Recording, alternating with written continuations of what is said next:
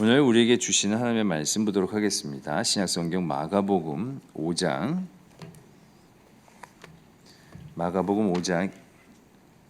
25절로 34절까지의 말씀입니다. 제가 준 신약성경 61면에 있는 마가복음 5장 25절로 34절까지의 말씀을 저와 여러분들이 한 절씩 교독드리도록 하겠습니다. 12해를 혈루증으로 앓아온 한 여자가 있어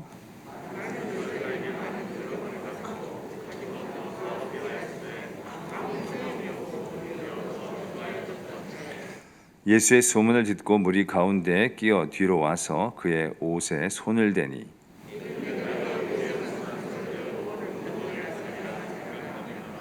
이에 그의 혈류 근원이 곧 마름의 병이 나은 줄을 몸에 깨달으니라.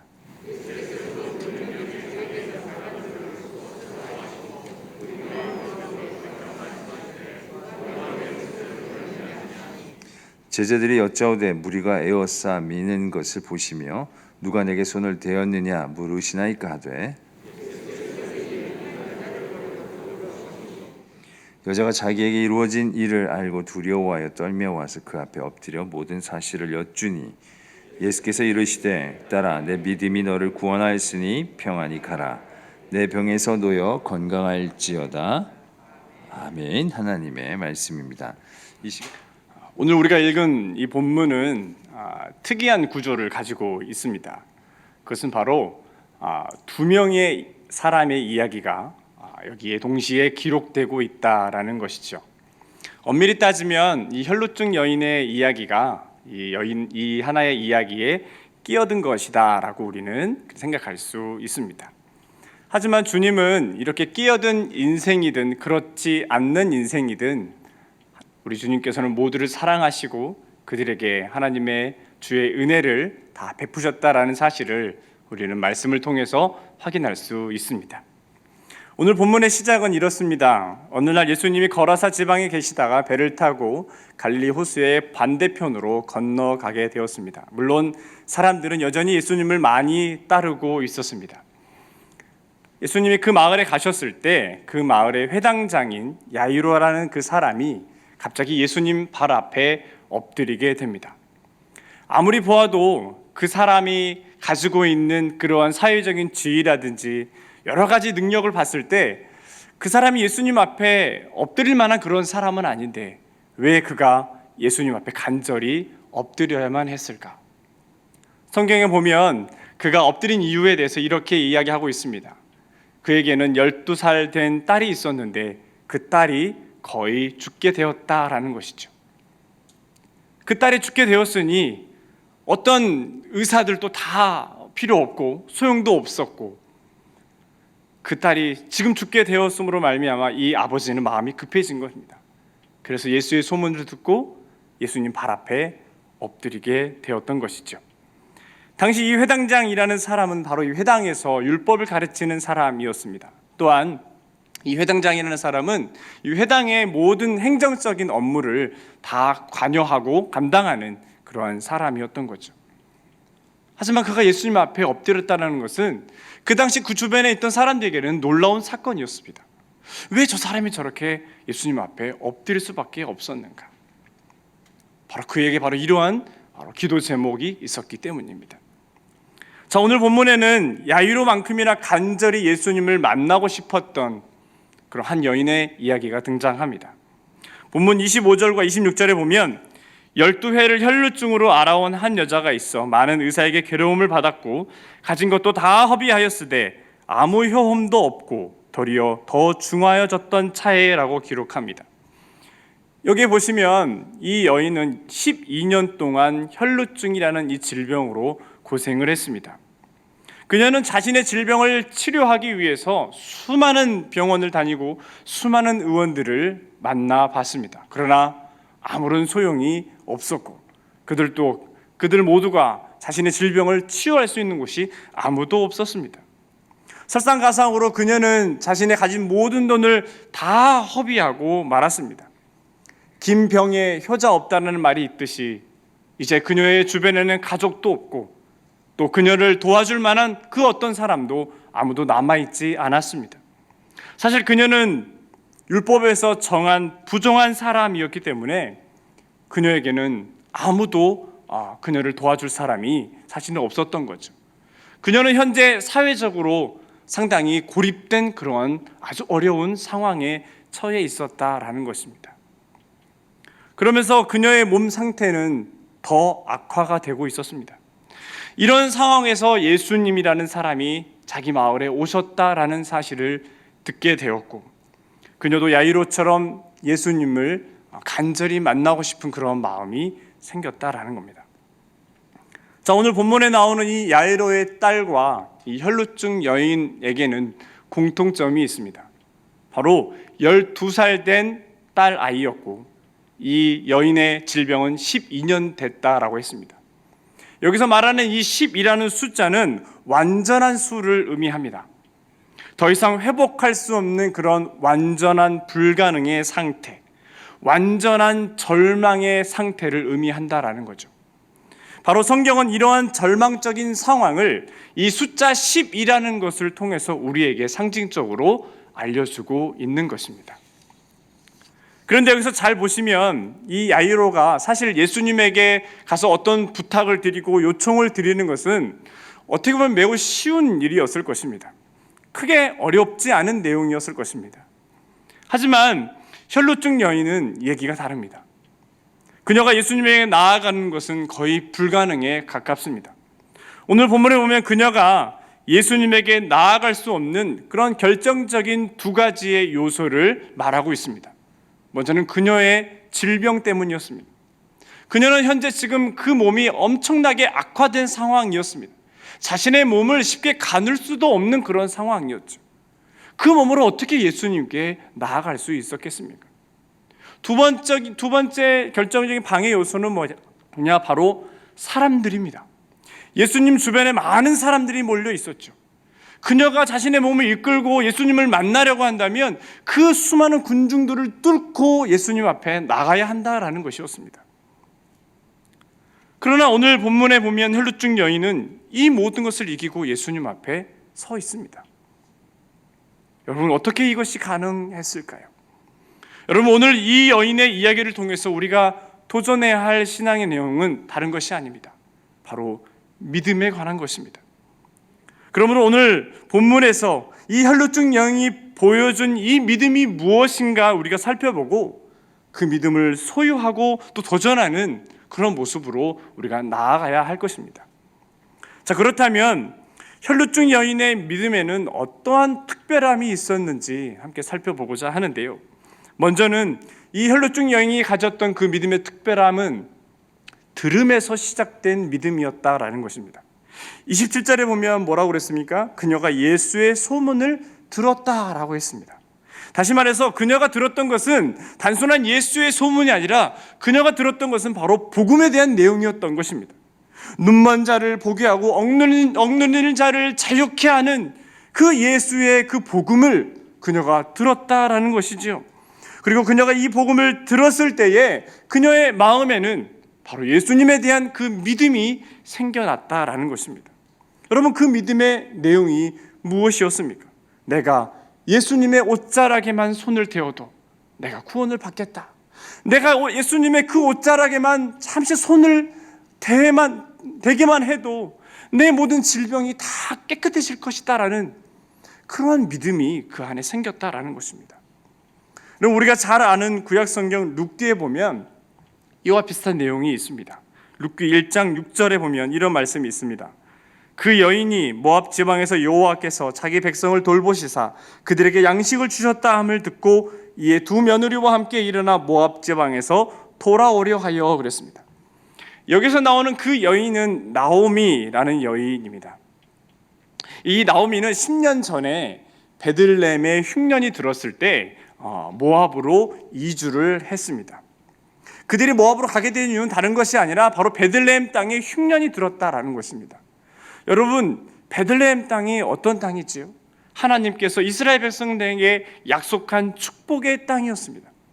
여러분, 그 축복의 땅이 모든 것이 풍성하고 넘치는 그 땅에 흉년이 들었다라는 것은 무엇을 의미합니까? 바로 그곳에 하나님의 심판이 임했다라는 것을 의미하는 것입니다. 여러분, 그러면 하나님의 심판이 임했다면 우리가 상식적으로 생각했을 때 그 다음에는 어떻게 해야 되는 것이 맞습니까? 하나님의 심판이 임했다면 우리의 죄를 깨닫고 회개하고 하나님께로 돌아가는 것이 먼저 순서이지요. 하지만 그들은 자신의 소견에 오른 대로, 자기가 믿고 싶은 대로, 자기가 하고 싶은 대로 그렇게 행하였습니다. 바로 우리는 이런 시대를 사사시대라고 합니다. 이 룻기에 나오는 이 나오미의 가정도 이런 사사시대에 살았고, 바로 그 시대의 그 분위기에 순응하는 그러한 모습으로 살고 있었다라는 것을 우리는 확인하게 되는 것입니다. 하나님의 심판이 그곳에 임하자 이들도 마찬가지로 회개하기는커녕 바로 옆 나라로 이주를 하고 만 것입니다. 이것을 바꾸어 말하면 하나님의 은혜의 궤도에, 하나님의 축복의 궤도 안에서 그들이 이탈했다라는 사실을 확인할 수 있는 거죠. 그런데 문제는 그 다음부터 일어납니다. 그들의 가정에 엄청난 어려움이 닥쳐옵니다. 사랑하는 남편이 죽습니다. 그리고 사랑하는 두 아들마저 죽게 되었다라는 것입니다.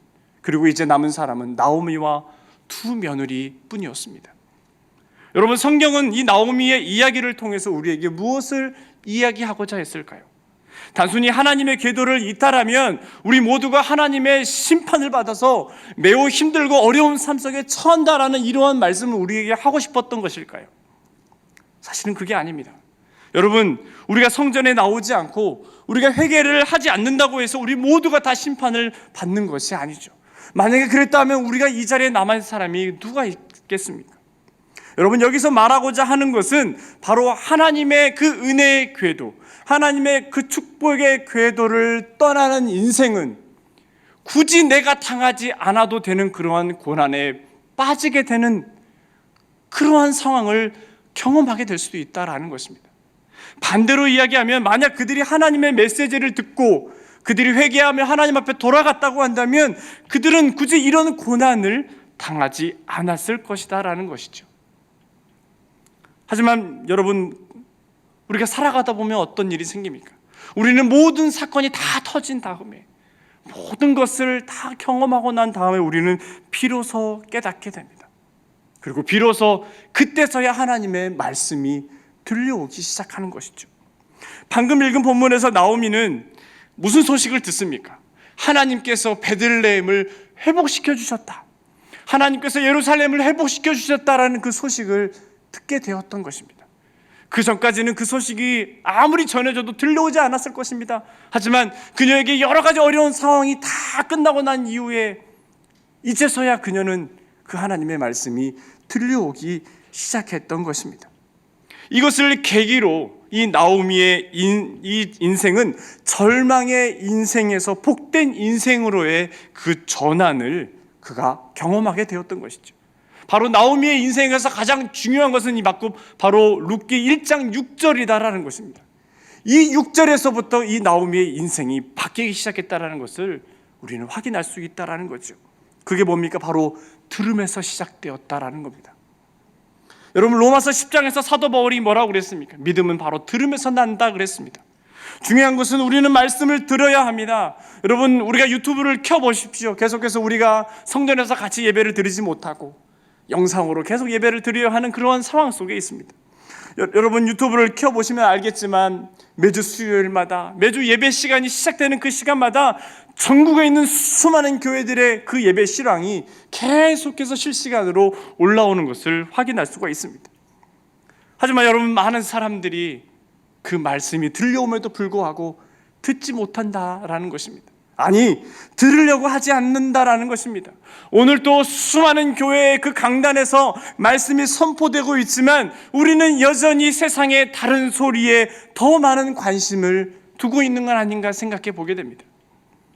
여기 가면 좋다더라, 거기에 가면 돈은 많이 벌 수 있다더라, 옆집 아줌마가 그 병원에 가더니 얼굴이 좋아졌다더라, 저 학원 가면 우리 아이들이 그 성적이 쑥쑥쑥 올라간다더라, 여기 가면 맛있는 음식이 있다더라. 여러분, 우리는 이러한 주변의 사람들의 소리에, 주변의 그 세상 사람들의 소리에 귀를 기울이고 거기에 대한 강한 믿음을 우리가 갖게 되는 것입니다. 하나님의 말씀보다 오히려 우리는 이런 소리에 더 관심을 갖고 거기에 더 많은 믿음이 생기는 것을 우리는 확인하게 되는 것이죠. 여러분, 내 안에 믿음이 생기지 않는 이유는 다른 것이 아닙니다. 내가 듣지 않았기 때문입니다. 내가 들으려고 하지 않았기 때문에 내 안에 믿음이 생겨나지 않는 것입니다. 우리의 관심이 복음이 아닌 다른 것에 있기 때문에 이 복음의 메시지가 내 마음을 강하게 때리지 못하는 겁니다. 그 복음의 메시지가 내 마음에 감동을 주지 못하는 것이죠. 그래서 어떤 목사님의 책에 보니 이런 말이 있습니다. 소음을 소음하고 소음하라. 세 가지의 소음을 말씀드렸습니다. 첫 번째 소음은 세상의 시끄러운 말들입니다. 우리가 듣고 있는 여러 가지 세상의 말들입니다. 그리고 두 번째 소음은 그러한 소음을 제거하라라는 겁니다. 그러한 소음에 내 귀를 닫고 라고 하는 것입니다. 그런 다음에 어떻게 하라고요? 소음하라 그랬습니다. 이 소음은 하나님의 세미한 음성에 귀를 기울이라라는 그러한 의미를 가지고 있습니다. 이것이 바로 시끄러운 세상 가운데 살아가는 바로 우리가 도전해야 할 그런 신앙의 모습이 아닐까라는 생각을 하게 되는 것이죠. 자, 이렇게 복음이 들려오기 시작하면 여러분 분명히 우리 안에 믿음이 생긴다라는 것을 우리는 혈루증 여인의 이야기를 통해서 확인하게 됩니다. 그렇다면 그 믿음은 여러분 우리의 삶에 어떠한 변화를 가져다 주는 것일까요? 그것은 바로 우리의 믿음이 행동하는 믿음으로 바꿀 수 있게 해준다는 것입니다. 다시 말해서 복음을 듣고 그 믿음이 생기면 그 믿음은 내 삶을 움직이는, 마치 기름이 엔진을 움직여서 자동차를 굴러가게 하는 것과 같은 그러한 동력을 우리가 얻게 된다라는 사실입니다. 그런 의미에서 이 혈루증 이야기를 통해 배우는 두 번째 믿음은 바로 결단하고 행동하게 하는 그러한 믿음이다라는 것입니다. 27절을 다시 보시면 예수의 소문을 듣고 무리 가운데 끼어 뒤로 와서 그의 옷에 손을 대니라고 했습니다. 그녀가 예수의 소문을 듣습니다. 그리고 28절에 나오는 것처럼 그녀는 예수님에 대한 그 믿음을 갖게 되었습니다. 그리고 그 믿음은 그녀를 절대 가만히 두지 않았습니다. 서두에서 말씀드렸지만 그녀에게는 예수님에 다가갈 수 없는 그런 결정적인 방해 요소가 두 가지나 있다고 말씀드렸습니다. 하지만 그 믿음은 그 두 가지의 방해 요소를 다 극복하고 다 물리치고 그녀가 예수님 앞에 나아갈 수 있게 도와주었다라는 것입니다. 여러분, 복음을 듣고 믿음이 생기자 그녀에게는 여러 가지 방해 요소를 극복하고 예수님의 그 옷자락에 손을 댈 수 있는 그러한 힘이 그녀 안에서 생기게 되었다라는 사실이죠. 아까 말씀드렸던 이 룻기에 나오는 이 나오미의 이야기를 우리 다시 한번 보겠습니다. 룻기 1장 6절에서 7절 말씀입니다. 거기에 보면 그 여인이 모압 지방에서 여호와께서 자기 백성을 돌보시사 그들에게 양식을 주셨다 함을 듣고 이에 두 며느리와 함께 일어나 모압 지방에서 돌아오려 하여 있던 곳에서 나오고 두 며느리도 그와 함께 하여 유다 땅으로 돌아오려고 길을 가다가 라고 했습니다. 자, 이 구절에 보시면 나오미는 하나님께서 베들레헴을 회복시켰다라는 그러한 소식을 들었습니다. 자, 그리고 난 다음에 그들이 어떻게 했다라고 성경은 기록합니까? 두 며느리와 함께 일어나 모압 지방에서 돌아오려 하여 있던 곳에서 나오고 그랬습니다. 여기서 중요한 표현인데 그것은 뭐냐? 함께 일어나서 있던 곳에서 나왔다라는 것입니다. 익숙한 곳으로부터 나온다라는 것은 여러분 참 어려운 일이 아닐 수 없습니다. 그들이 모압에서 10년 동안 살았습니다. 모압의 삶이 그들에게 비극적으로 끝나고 있었지만 그렇다고 해서 그 익숙한 곳으로부터 나온다라는 것은 상당한 부담을 가지고 나와야 하는 것입니다. 모든 것을 다 포기하고 나와야 하는 것이죠. 또한 이 나오미는 고향 사람들에 대한 그런 부담이 있었습니다. 만약 자신이 고향으로 다시 돌아가게 되면 그녀는 많은 사람들의 아마 관심을 받게 될 것입니다. 실제로 룻기 1장 19절에서 많은 사람들이 이 나오미가 돌아오는 것에 대해서 서로 수군거리며 그녀에게 관심을 갖게 되는 것을 보게 되죠. 하지만 나오미는 이 모든 염려와 이러한 부담과 걱정을 이기고 고향으로 돌아가겠다라는 그러한 결심을 하고 그것을 행동으로 옮겼다라는 겁니다. 여러분, 이것을 가능해 했던 것이 무엇입니까? 바로 하나님의 말씀을 듣고 그 안에 생긴 믿음이 그녀를 움직이게 했다라는 것입니다. 여러분, 이처럼 믿음은 우리를 절대 가만히 두지 않는다라는 겁니다. 정말 내 안에 믿음이 생겼다고 한다면 여러분, 우리는 그 믿음대로 움직이게 되는 것입니다. 그 믿음이 선택하게 하는 대로 우리는 나아가게 된다는 것입니다. 아무리 세상에 방해가 있고 아무리 세상에 많은 유혹이 있다 하더라도 우리는 절대 흔들리지 않을 것입니다. 여러분, 이것이 바로 믿음이 우리에게 주는 그러한 능력이다라는 것이죠. 여러분, 이러한 믿음의 능력을 받은 이 혈루증 여인은 바로 이렇게 예수님께 나아갈 수 있게 되었다라는 것입니다. 그리고 그의 옷자락에 손을 대었다라는 거죠. 오늘 본문 29절 30절에 보시면 이런 말씀이 있습니다. 이에 그의 혈루 근원이 곧 마름에 병이 나온 줄을 몸에 깨달으니라. 예수께서 그 능력이 자기에게서 나간 줄 곧 스스로 아시고 무리 가운데 돌이켜 말씀하시되 누가 내 옷에 손을 대었느냐 하시니 그랬습니다. 여러분, 사실 그 당시의 상황을 한번 잘 보시기 바랍니다. 그 여인이 예수님의 옷에 손을 대었을 때는 예수님 주변에 엄청나게 많은 사람들이 몰려 있었습니다.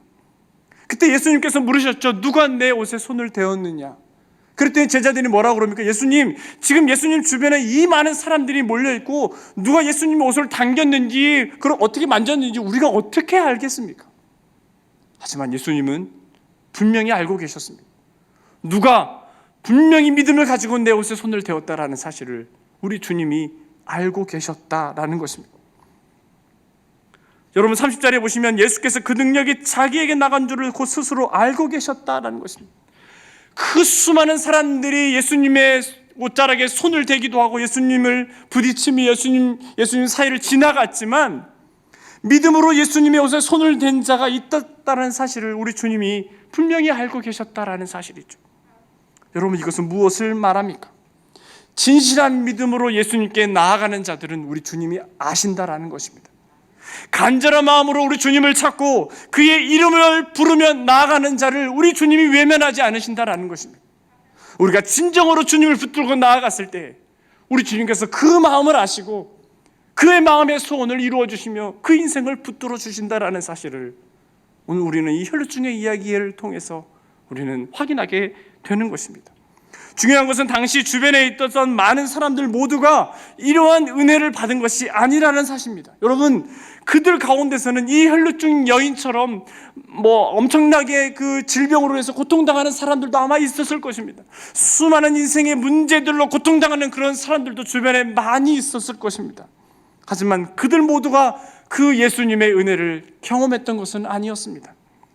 단지 그들에게는 믿음이 있었던 것이 아니라 예수님에 대한 그런 기대와 관심이 있었을 뿐입니다. 예수님이 행하신 그러한 신비한 능력을 보고 자기도 그렇게 될 것이라는 것에 대한 그런 기대와 그러한 어떤 관심이 있었기 때문에 예수님에게 나아간 것이지 혈루증 여인과 같은 그러한 믿음은 아니었다라는 것을 우리는 확인하게 되는 것입니다. 여러분, 여기에서 나오는 이 혈루증 여인의 이 믿음은 다른 믿음이 아니라 바로 이 기발한 믿음이었다라는 것을 우리는 확인하게 됩니다. 그의 옷자락에만 손을 대어도 내 병이 낫겠다라는 것, 그의 옷자락만 손에 대어도 내가 구원을 받겠다고 하는 건 여러분, 그 당시에 아무도 그것을 생각하지 못한 그녀만이 생각했던 그런 기발한 믿음이었다라는 사실입니다. 여러분, 예수님에 대한 그런 기대와 그런 관심과 기대는 여러분 믿음이라고 우리가 할 수 없습니다. 오늘 본문에 나온 이 혈루증 여인이 예수님의 능력을, 그 예수님의 은혜를 경험했던 것은 바로 예수님에 대한 관심과 기대가 아니라 바로 그녀의 기발한 믿음으로 말미암아 이것을 가능케 했다라는 사실입니다. 여러분, 우리에게도 이러한 기발한 믿음이 필요한 것입니다. 다른 사람들이 말하는, 다른 사람들이 생각하는 그러한 믿음을 모방하는 것이 아니라 예수님에게만 나아가는 나만의 방법이 필요하다라는 것이죠. 여러분, 나만의 방법이라는 것이 무엇일까요? 저는 그것을 진실함이라고 생각합니다. 우리 주님은 우리의 중심을 잘 아신다는 거죠. 우리의 진실함을 잘 아신다는 거죠. 우리가 진실함으로 주님 앞에 나아가면 우리 주님께서 우리의 손을 붙들어 주신다라는 사실입니다. 우리 주님께서 끼어든 인생이라 할지라도 그 인생을 바라보시며 그 인생을 치유하시고 회복해 주신다라는 사실입니다. 마지막으로 오늘 설교를 준비하면서 계속 이 찬양이 떠올랐습니다. 아까 우리 새노알 찬양팀을 통해서 함께 불렀던 찬양인데요, 옷자락에서 전해지는 사랑이라는 찬양입니다. 이 찬양의 가사에 보면 이런 내용이 있습니다. 주님을 만났네, 옷자락에서 전해지는 사랑, 내게 임한 주님의 능력, 날 누르는 아픔의 근원을 고치셨네. 날 바라보시네, 나의 연약함 주님은 아시네. 깊은 절망에서 날 자유케 하신 사랑, 나 찬양해. 이 찬양의 가사에서 고백하고 있는 것처럼 여러분, 예수님의 그 옷자락에서 전해진 것은 다른 것이 아니라 예수님의 사랑이었습니다. 예수님의 옷자락에서 전해진 것은 예수님의 치유의 능력이 아니었습니다. 예수님의 옷자락에서 전해진 것은 바로 예수님의 그 뜨거운 사랑이었습니다. 여러분, 그녀를 완전케 한 것은 유명한 의사의 그런 의술이 아니었습니다. 그것은 바로 예수님의 사랑이었습니다. 여러분, 신앙생활에서 우리가 몸부림치며 소유해야 될 것은 다른 것이 아니라 바로 이 믿음입니다. 하지만 여러분, 우리는 우리의 인생에 있어서 믿음이 필요하고 믿음을 소유해야 하지만 정말 우리에게 필요한 것은 다른 것이 아니라 예수님의 사랑인 것입니다. 예수님의 사랑이 아니면 우리는 살아갈 수가 없는 것이지요. 예수님이 나를 사랑하신다는 그 사실로 말미암아 우리는 다시 일어날 수 있는 것입니다. 우리는 예수님의 사랑으로 말미암아 우리의 존재를 우리는 확인할 수 있게 되는 것이지요. 그렇게 힘들고 어려운 상황 속에 있는 사람들이 그들의 신앙의 자리를 지키고 그들의 믿음을 잃지 않는 이유는 다른 것이 아니라 예수님의 사랑 때문이다라는 것입니다.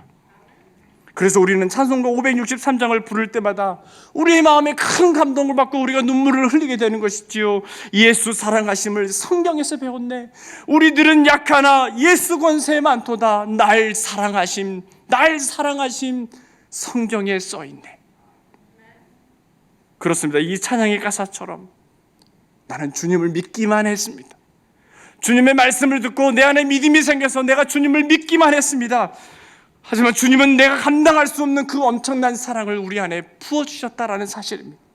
나 같은 인생을 예수님이 사랑하신다고 말씀하고 계십니다. 그러므로 우리는 이 사실 하나만으로도 우리는 이 세상을 이길 수 있는 것입니다. 우리는 다시 일어날 수 있는 것이지요.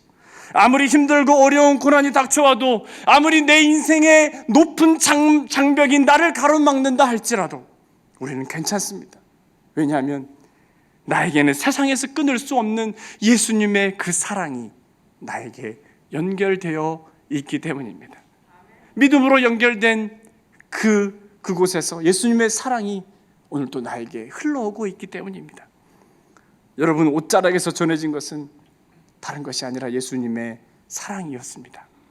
이러한 은혜가 우리에게도 있음을 알고, 중요한 것은 우리가 말씀을 듣고 우리 안에 믿음을 가지고 주님을 붙드는 자가 되기를 간절히 도전합니다.